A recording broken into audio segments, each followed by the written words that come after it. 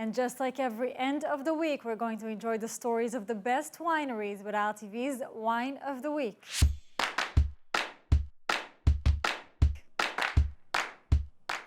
And for this week's wine pick, we're focusing on the Covenant wines. In 2003, Covenant founders Jeff Morgan and Leslie Rudd tasted an Israeli wine that inspired them to bring a new California perspective, a 3,500-year-old winemaking tradition.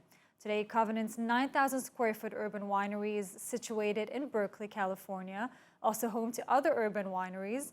Covenant's sister winery, Covenant Israel, was founded in 2013. Since 2013, Covenant Israel wines have been made in the Northern Galilee.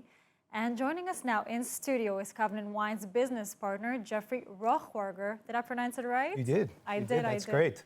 Great having you here today. Thank you. Now, Covenant Wine's located in California. The Israeli connection, what is it? Where'd you get the inspiration? What's the idea behind it? Sure. So, as you said, Covenant Winery was founded in 2003 in California, first Napa, California, by Jeff and Jody Morgan, and Leslie Rudd as a partner. And actually, the Israeli connection started back then because Jeff, which everybody seems to enjoy that it's two Jeffs that are partners together. I spell it with the G, he spells it with the J.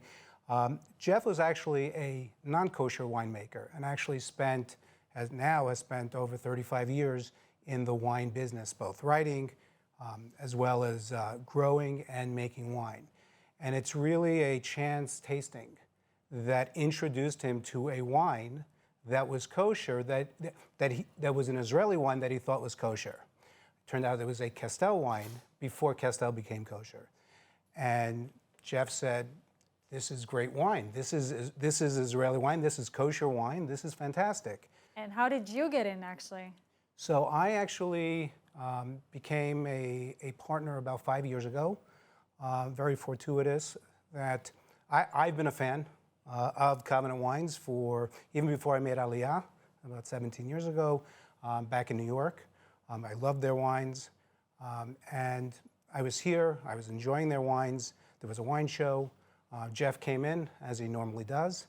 I saw him. We exchanged pleasantries, and as you normally do, I asked him, how's everything? And he said, well, actually not great. While drinking wine. Oh, always, Of course. Always while drinking wine. And he proceeded to tell me about the death of his partner, Leslie Rudd, which obviously was very unfortunate due to their personal relationship as well as a professional relationship. And he bemoaned the fact that Jeff was his business partner and sort of left him in the winery without another partner. And Jeff had spoken to many people about potentially investing in the winery, all big fans of Covenant and that, but a winery is not a typical investment with standard IRRs and returns and that, and it really turned many people off. And I said to Jeff, you stayed. And I said, you know what? Why don't we have a conversation? And the rest is history. So that's when I joined.